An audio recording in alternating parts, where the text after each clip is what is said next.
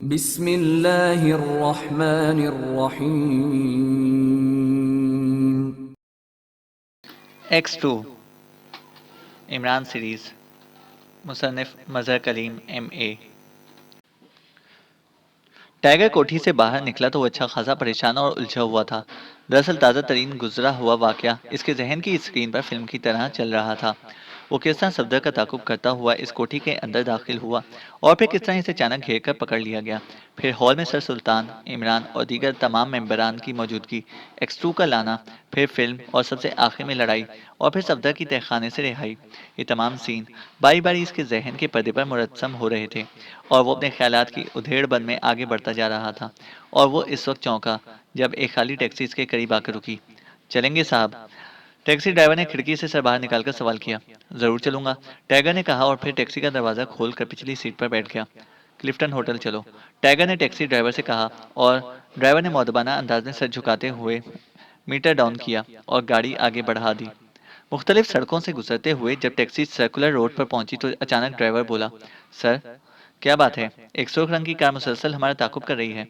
Tiger ने जो चौंक कर पीछे मुड़कर देखा और फिर दो तीन कारों के बाद सुर्ख रंग की स्पोर्ट्स कार इसकी नजरों में आ गई। इसने सबसे पहले कार के नंबर देखे और फिर सीधा होकर बैठ गया। तुम कब से इसे चेक कर रहे हो? टाइगर ने ड्राइवर से सवाल किया। बोस्टन रोड के पहले चौराहे पर से मैंने उसे चेक करना शुरू किया है, ड्राइवर ने मुस्कुराते हुए जवाब दिया। वेरी गुड, तुम खासे होशियार हो, टाइगर ने मुस्कुराते हुए कहा और फिर जेब से एक छोटी सी डायरी निकालकर इस पर सुर्ख रंग की कार का नंबर नोट करने लगा। नंबर नोट करके इसने डायरी दोबारा जेब में डाली और फिर संभल कर बैठ गया। सुनो ड्राइवर, अगले चौराहे से गाड़ी बाएं तरफ मोड़ लेना। मोड़ मुड़ते ही गाड़ी एक साइड पर रोक लेना, मैं फौरन उतर जाऊंगा, टाइगर ने एक नोट इसकी गोद में डालते हुए कहा। और फिर ड्राइवर ने मोड़ मुड़ते ही ब्रेक लगाई और दूसरे लम्हे टाइगर उछलकर फुटपाथ पर चलने वाले हजूम में घुसता चला गया और टैक्सी तेजी से आगे बढ़ती चली गई। दूसरे लम्हे वो सुर्ख कार भी तेजी से मोड़ मुड़कर उधर आई और फिर रुके बगैर आगे बढ़ती चली गई। कार में दो गैर मुल्की सवार थे और दोनों अपने चेहरों से खासे मोतबर और मोअज़्ज़ज़ लोग नजर आ रहे थे। टाइगर फुटपाथ पर खड़ा सुर्ख कार को सामने से गुजरता देखता रहा। जब कार कुछ दूर आगे गुजर गई तो वो फुटपाथ से सड़क पर आया और फिर इसने सड़क को इस तेजी और फुर्ती से क्रॉस किया कि इंतहाई तेज चलने वाली ट्रैफिक भी इसका कुछ ना बिगाड़ सकी। चौक के करीब ही ड्यूटी और ट्रैफिक ऑफिसर अपनी मोटरसाइकिल समेत खड़ा था। हंगामी हालात से निपटने के लिए इनकी मोटरसाइकिल हर वक्त स्टार्ट रहती है ताकि इन्हें एक लम्हे की भी ताखीर ना हो। ट्रैफिक ऑफिसर ने गलत तरीके पर टाइगर को सड़क क्रॉस करते देख लिया था। चुनाचे जैसे ही टाइगर सड़क क्रॉस करके दूसरी साइड पर पहुंचा, ऑफिसर ने उसे बुलाने के लिए सीटियां मारनी शुरू कर दी। टाइगर ड्यूटी ऑफिसर के करीब ही था, इसलिए जल्द ही वो ऑफिसर के पास पहुंच गया। ए मिस्टर, अभी ड्यूटी ऑफिसर का फिक्रा मुकम्मल ना कर सका था कि अचानक एक जोरदार मुक्का उसकी कनपटी पर पड़ा और वो दूसरी तरफ उलट गया। दूसरे लम्हे टाइगर उछलकर मोटरसाइकिल पर बैठ गया और फिर तेज रफ्तार हैवी मोटरसाइकिल कमान से निकले हुए तीर की तरह आगे बढ़ती चली गई। अब टाइगर को उम्मीद थी कि वो सुर्ख कार को जल्द ही पालेगा और वो मोटरसाइकिल की स्पीड बढ़ाता चला गया। शुरू में उसे ड्यूटी ऑफिसर की तेज सीटियां सुनाई देती रहीं, लेकिन अब वो इतनी दूर आ चुका था कि सीटियों की आवाज़ को काफ़ी पीछे छोड़ चुका था। टाइगर जल्द अज जल्द सुर्ख कार के मसले को निपटाना चाहता था, क्योंकि उसे इल्म था कि ड्यूटी ऑफिसर की लासिल की रिपोर्ट पर तमाम शहर की ट्रैफिक पुलिस अलर्ट हो गई होगी और उसे किसी भी लम्हे घेरा जा सकता था। हंगामी तौर पर चूंकि इस मोटरसाइकिल के इस्तेमाल के अलावा और कोई तरीक़ेकार नहीं था, इसलिए इसने ये रिस्क उठाया था। थोड़ी दूर आने के बाद इसे वो सुर्ख स्पोर्ट्स कार जाती हुई नज़र आ गई। वो और भी नज़दीक हो गया ताकि इस बात का यकीन कर सके कि ये वही कार है या कोई और फिर नंबर प्लेट देखते ही उसे यकीन हो गया कि ये इसकी मतलूबा कार ही है। टाइगर ने स्पीड आहिस्ता कर ली। अब थोड़ी दूर एक बड़ा सा चौक नजर आना था और उसे अच्छी तरह एहसास था कि इस चौक पर ट्रैफिक पुलिस ने इसको घेरे में लेने का इंतजाम कर लिया होगा, मगर अब वो सुर्ख कार का ताकुब भी नहीं छोड़ सकता था। वैसे इसे मोटरसाइकिल पर बैठे ही बैठे नकली मूंछों का इजाफा कर लिया था। इससे किसी हद तक इसकी शक्ल बदल गई थी, लेकिन उसे एहसास था कि सिर्फ चेहरा बदलने से कुछ नहीं होता। जब तक वो इस मोटरसाइकिल पर बैठा है, इस वक्त तक खतरे में रहेगा। मोटरसाइकिल पर बैठा हुआ वो यूं महसूस कर रहा था जैसे वो किसी सुलगते हुए बम पर बैठा हो। अचानक वो सुर्ख कार चौक से काफी पहले एक बाई रोड पर मुड़ गई। टाइगर ने इत्मीनान का सांस लिया। दूसरे लम्हे इसकी मोटरसाइकिल भी इस रोड पर मुड़ गई। इसने कार से फासला काफी ज्यादा रखा हुआ था। अचानक आगे जाती हुई कार एक छोटे से कैफे के गेट पर जाकर रुक गई। टाइगर ने फुर्ती से नजदीक तरीन गली में मोटरसाइकिल मोड़ दी। इसने इंतहाई फुर्ती और महारत से काम लिया। इस तरह अचानक छोटी सी गली में हैवी मोटरसाइकिल का मोड़ना खतरनाक भी हो सकता था। टाइगर ने गली में जाकर मोटरसाइकिल बंद की और फिर इसके हैंडल पर से रुमाल के साथ उंगलियों के निशानात साफ किए और भागता हुआ वापस सड़क पर आ गया। कार अभी तक कैफे के गेट के सामने मौजूद थी। इसमें सवार अफराद शायद कैफे में जा चुके थे क्योंकि कार खाली थी। टाइगर तेज तेज कदम उठाता हुआ कार के नजदीक पहुंचा और दूसरे लम्हे उसने इधर उधर देखा और फिर सड़क पर किसी को ना पाकर इसने बिजली की सी तेजी से अपना कोट उतारा और उसे उलट कर पहन लिया। कोट डबल साइड था। अब इसका कोट शोख चेक की बजाय वन कलर कपड़े में तब्दील हो चुका था। टाइगर ने इत्मीनान से कंधे झटके और फिर कैफे के अंदर दाखिल हो गया। ये एक छोटा सा कैफे था जिसकी चंद ही मेजें आबाद थीं और मेजों के इर्द गिर्द बैठे हुए अफराद की शक्ल सूरत से गुंडे मालूम हो रहे थे। इसलिए टाइगर हैरान था कि ये गैर मुल्की किस लिए इस कैफे में दाखिल हुए होंगे। कैफे के हॉल पर एक तायराना नजर डालते ही टाइगर को मालूम हो गया कि गैर मुल्की हॉल में मौजूद नहीं है। एक कोने में काउंटर के पीछे एक इंतहाई संगीन शक्ल का मालिक बैठा हुआ था और उसे घूर रहा था। इसका जिस्म खासा सडूल था और इसकी शक्ल देखते ही आदमी को एहसास हो जाता था कि वो बात बेबात पर आस्तीन चढ़ाने वाला शख्स है। हॉल में मौजूद दीगर अफराद भी टाइगर को बगौर घूर रहे थे। टाइगर एक खाली कुर्सी पर बैठ गया। इसके अंदाज से इत्मीनान झलक रहा था, जैसे वो किसी नई जगह पर नहीं बल्कि जानी-पहचानी जगह पर आया हो। इसके बैठते ही एक गुंडानुमा बहरा तेजी से इसकी तरफ बढ़ा। क्या चाहिए? इसने कड़क लहजे में सवाल किया। इसके अंदाज से जारहियत नुमाया थी। क्या मिल सकता है यहाँ? टाइगर ने भी बड़े अखड़े हुए लहजे में सवाल किया। शराब, खाना, चाय और बहुत कुछ। बैरे ने तंजिया लहजे में जवाब दिया। एक बोतल ड्राई जिन ले आओ। टाइगर ने सख्त लहजे में ऑर्डर दिया। एक बोतल? बैरे ने हैरत से आंखें फाड़ी। कम है तो दो बोतलें ले आओ। टाइगर ने लापरवाही से कहा और बैरा चंद लम्हों तक कुछ ना बोलने के बाद कान खुजाता हुआ वापस काउंटर की तरफ बढ़ गया। टाइगर की तेज नजरें चारों तरफ घूम रही थीं। वो इन गैर मुल्कियों के मुतालिक सोच रहा था कि वो दोनों कहाँ चले गए। कार की बाहर मौजूदगी से तो साफ जाहिर हो रहा था कि वो अंदर हैं, मगर कहाँ हैं और क्या कर रहे हैं, ये सवाल जवाब तलब था। चंद लम्हों बाद बैरा दो बोतलें ड्राइजन की लेकर आ गया। साथ ही वो गिलास और सोडा भी लेकर आ गया था। ये गिलास और सोडा वापस ले जाओ और ये लो अपनी टिप। टाइगर ने लापरवाही से जेब में हाथ डाला और फिर 50 का नोट निकालकर बैरे के हाथ में पकड़ा दिया। बैरा यूं आंखें फाड़े टाइगर को देख रहा था जैसे जिंदगी में पहली बार वो किसी इंसान को देख रहा हो। मेरा मुंह क्या देख रहे हो? जाओ अपना काम करो। टाइगर ने उसे डांटते हुए कहा और वो खीसे निकालता हुआ वापस मुड़ गया। 50 रुपए की टिप शायद जिंदगी में उसे पहली बार मिली थी, इसलिए वो यूं चल रहा था जैसे हवा में प्रवास कर रहा हो। टाइगर ने बोतल का कॉक उड़ाया और फिर एक लम्हा तौकफ के बाद इसने वो बोतल मुंह से लगा ली। वो गटागट शराब पीता चला गया। इसने बोतल दोबारा इस वक्त मेज पर रखी जब वो आधी से ज्यादा खाली हो चुकी थी। इसने रुमाल से मुंह साफ किया और फिर इधर उधर देखने लगा। तकरीबन तमाम हॉल की नजरें इस वक्त टाइगर पर लगी हुई थी, लेकिन अब इन नजरों में अजनबियत की बजाय कदर तहसीन के आसार थे। बगैर सोडा मिलाए यूं आधी से ज्यादा बोतल एक ही सांस में चढ़ा जाने वाले लोग काफी हद तक इससे मरूब हो चुके थे। दूसरे लम्हे टाइगर ने बोतल दोबारा उठाई और फिर इस वक्त उसे मुंह से अलहदा किया जब बोतल में से शराब का आखिरी कतरा भी इसके हलक में जा चुका था। इसने चंद लम्हे तौकफ करके दूसरी बोतल का कॉक उड़ाया और फिर इससे पहले कि वो इसे उठाकर मुंह से लगाता, अचानक पुलिस का एक दस्ता कैफे में दाखिल हुआ। पुलिस के अंदर दाखिल होते ही हॉल में बैठे हुए अफराद में इज़्तिराब और बेचैनी की लहर दौड़ गई। काउंटरमैन उछलकर खड़ा हो गया। पुलिस तेजी से कैफे में दाखिल हुई और फिर वो रुककर हॉल में बैठे हुए तमाम अफराद का जायजा लेने लगी। पुलिस के अंदर दाखिल होते ही टाइगर की नजरों ने एक सीन देख लिया था। काउंटर के करीब खड़ा हुआ बहरा इंतहाई फुर्ती से एक दरवाजे में घुस गया। गोई ये काम इतनी तेजी से हुआ था कि कोई उसे देख ना सका था, लेकिन इसकी नजरों में ये आ चुका था। अब टाइगर को इस खुफिया दरवाजे का पता लग गया था। चुनाचे वो संभल कर बैठ गया। इसके चेहरे पर मुकम्मल तौर पर इत्मीनान था। तमाम लोग उठकर इधर दीवार के साथ खड़े हो जाएं। पुलिस इंस्पेक्टर ने इन सबको बगौर देखते हुए कहा। "मम- मगर साहब, हमारा कसूर?" काउंटरमैन ने कदरे खौफजदा लहजे में पुलिस इंस्पेक्टर से पूछा। एक मुजरिम ड्यूटी ट्रैफिक ऑफिसर से मोटरसाइकिल छीनकर इस सड़क पर आया है। मोटरसाइकिल करीब ही गली में मौजूद है। हमें वो आदमी चाहिए। पुलिस इंस्पेक्टर ने जरा वजाहत से अपने मकसद को बयान किया। काउंटरमैन के चेहरे पर इत्मीनान के आसार साफ पढ़े जाने लगे। साहब, यहाँ लोग काफी देर से मौजूद हैं। आप देख लें। अलबत्ता, काउंटरमैन ने बगौर टाइगर की तरफ देखते हुए न जाने क्यों फिक्रा नामुकम्मल छोड़ दिया। तुम इधर आओ। पुलिस इंस्पेक्टर ने टाइगर की तरफ देखते हुए उसे अपने पास बुलाया। मैं हज मैं क्यों हज मैं तुम्हारा साला लगता हूँ हज। टाइगर ने नशे में धुत आदमी का पार्ट अदा करना शुरू कर दिया था। Shut up. इधर आओ। पुलिस इंस्पेक्टर गुस्से से दहाड़ा। मैं आ रहा हूँ हज, कल हज आ जाऊंगा। टाइगर ने बोतल उठाई और फिर लड़खड़ाता हुआ पुलिस इंस्पेक्टर की तरफ चल दिया। टाइगर की अदाकारी इतनी बेदाग थी कि यूं महसूस हो रहा था जैसे वो सदियों से यूं ही नशे में धुत रहा हो और उसे इर्द गिर्द की दुनिया का कतन कोई होश ना हो। ये तो मेरे ख्याल में काफी देर से नशे में धत है। देखो, इसकी टेबल पर मौजूद खाली बोतल से साफ पता चलता है कि कम से कम 2-3 घंटे से पी रहा है। एक सब इंस्पेक्टर ने इंस्पेक्टर पर अपनी मंतक का रूप झाड़ा। मालूम तो ऐसे ही होता है। और फिर इसका कोट तो मुजरिम के कोट से बिल्कुल ही मुख्तलिफ है। इंस्पेक्टर ने भी जवाबन वार किया। वो भला सब इंस्पेक्टर से पीछे कैसे रह सकता था? हज क्या बात है, हज। तुम भी शराब पियोगे? टाइगर ने लड़खड़ाते हुए बोतल की इंस्पेक्टर की तरफ बढ़ा दी। इंस्पेक्टर ने गुस्से से टाइगर के गाल पर एक थप्पड़ जड़ दिया। टाइगर लड़खड़ाता हुआ पास खड़े काउंटर के करीब जा गिरा।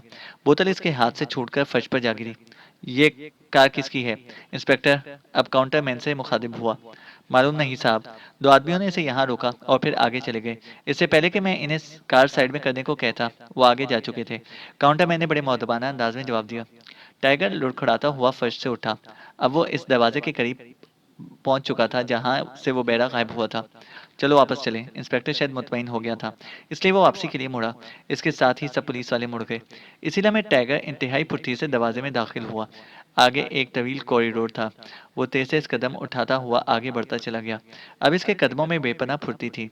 जल्द ही वो कॉरिडोर के आखिरी सिरे पर पहुंच गया। यहाँ सीढ़ियां नीचे उतर रही थी। वो सीढ़ियां नीचे उतरता चला गया।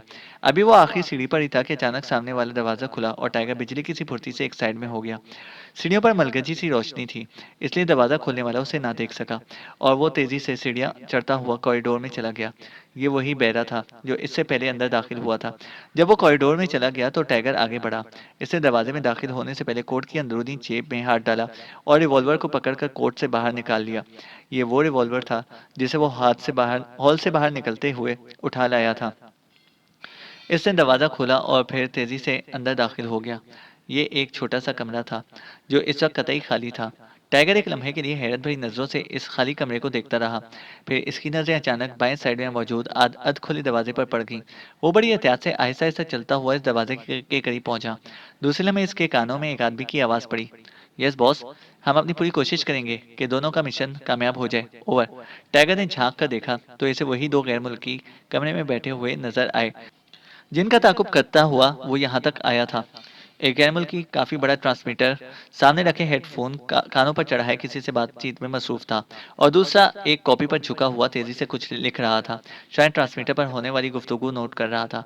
इन दोनों की पुश्त दरवाजे की तरफ थी। टाइगर बड़ी एहतियात से कमरे में दाखिल हो गया। इसने हत्तल मकदूर एहतियात की कि हल्की सी भी आवाज पैदा ना हो और वो इस बात में कामयाब भी हो गया। अंदर दाखिल होकर इसने आहिस्ता से दरवाजा बंद किया और फिर ऑटोमेटिक लॉक की अंदर से की घुमा दी।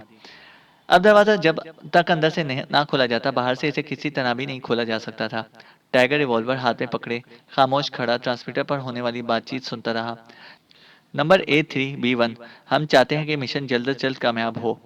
तुम चूंकि मकामी तौर पर DIA के सरकर्दा अफराद में से एक हो, इसलिए तुम दोनों अच्छी तरह लीड कर सकते हो। कोशिश करो कि वो जल्द से जल्द मिशन खत्म करके वापस आ जाएं। ओवर। दूसरी तरफ से एक सपाट सी आवाज ने कहा।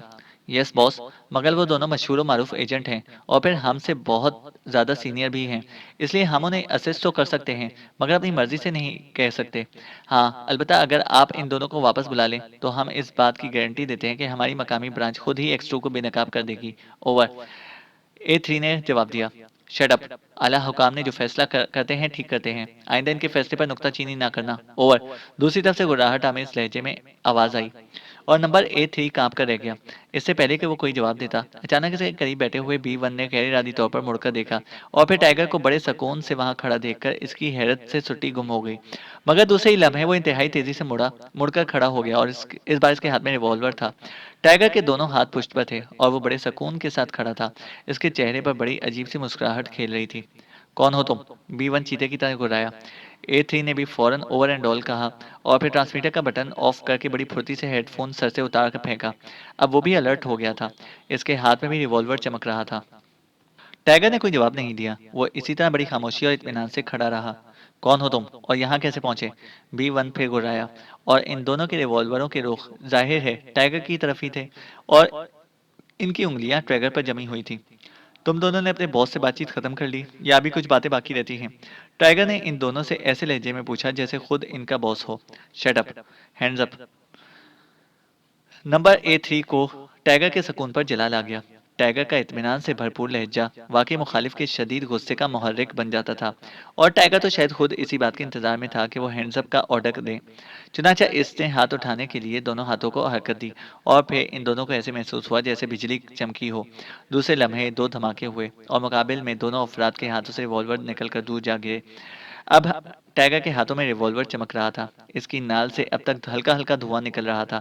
वाकई वो कमाल का निशानेबाज साबित हुआ था। इतनी तेजी और इतनी फुर्ती कि वो दोनों तस्वर भी ना कर सकते थे। अब तुम दोनों अपने हाथ ऊपर कर लो, खबरदार अगर शरारत की। टाइगर ने इसी तरह इन्हें इत्मीनान से हुक्म दिया, लेकिन वो भी शरारत करने से बाज ना आए। और हाथ उठाते उठाते अचानक B1 का हाथ हरकत में आया और करीब पड़ी कुर्सी बंदूक से निकली गोली की तरह टाइगर की तरफ लपकी। टाइगर ने कुर्सी से बचने के लिए फुर्ती से एक तरफ छलांग लगाई और इसी वक्त A3 ने भी इस पर छलांग लगा दी। गो टाइगर ने उसे डॉज देने की बेहद कोशिश की, लेकिन वो दोनों एक दूसरे में उलझकर दरवाजे के करीब गिर गए। इसीलिए में दरवाजे की दूसरी तरफ से भी शोर बुलंद हुआ, जैसे दो तीन आदमी शोर मचा रहे हों। इसी शोर ने A3 और B1 को एक लम्हे के लिए चौंका दिया और इसी लम्हे टाइगर ने फायदा उठाया और दूसरे लम्हे वो यूं उछलकर खड़ा हो गया जैसे इसका जिस्म स्प्रिंगों से बना हुआ हो। रिवॉल्वर तो टाइगर के हाथों से निकल चुका था, मगर इससे पहले कि A3 उठता B1 इस पर झपट पड़ा। टाइगर ने अपने जिस्म को हल्का सा खम दिया और फिर दूसरे लम्हे भारी भरकम B1 मिट्टी के बेजान खिलौने की तरह इसके हाथों पर बुलंद होता चला गया। इसी लम्हे दरवाजा जोर से खुला और काउंटरमैन की खौफनाक शक्ल दरवाजे पर नजर आई। दूसरे लम्हे टाइगर ने अपने हाथों को झटका दिया और हाथों पर उठा हुआ B1 रॉकेट की तरह सीधा काउंटरमैन के सीने से जा टकराया। काउंटरमैन के पीछे भी दो आदमी मौजूद थे। B1 का टकराना इन तीनों के लिए होलनाक साबित हुआ और वो तीनों वहीं गैलरी में ही लुढ़क गए। इस दौरान A3 एक दाव टाइगर पर इस्तेमाल करने में कामयाब हो गया। इसने झपटकर टाइगर को पुश्त की तरफ से दोनों बाजुओं में जकड़ लिया और दूसरे लम्हे इसने चाहा कि टाइगर को अपने बाजुओं के सहारे फर्श पर दे मारे। के टाइगर ने दोनों दोनों कोहनियां पूरी कुवत से A3 के पहलुओं में मारी और फिर A3 के हलक से एक चीख बुलंद हुई और टाइगर के गिर्द बाजुओं का हल्का ढीला पड़ गया। टाइगर फुर्ती से मुड़ा और दूसरे लम्हे A3 इसके सीने से आ लगा। अब A3 की पुश्त टाइगर के सीने से टकरा रही थी और इसका एक बाजू इसकी गर्दन और दूसरा इसकी कमर से लिपटा हुआ था। अब A3 बुरी तरह टाइगर के शिकंजे में जकड़ा हुआ था। गो इसे फड़फड़ाने की बेहद कोशिश की, मगर शिकारी का जाल सख्त था। जैसे ही A3 रिहा होने की जिद्दोजहद करता, टाइगर गर्दन पर दबाव मजीद बढ़ा देता। A3 की आंखें अपने हलकों से बाहर उमंड आई थीं और चेहरा सुर्ख हो गया था। इसका दम घुट रहा था और इसकी पुष्ट पर टाइगर खड़ा बड़े इत्मीनान से मुस्कुरा रहा था, जैसे शाहीन ने पंजों में एक नन्ही सी चिड़िया को दबोच रखा हो।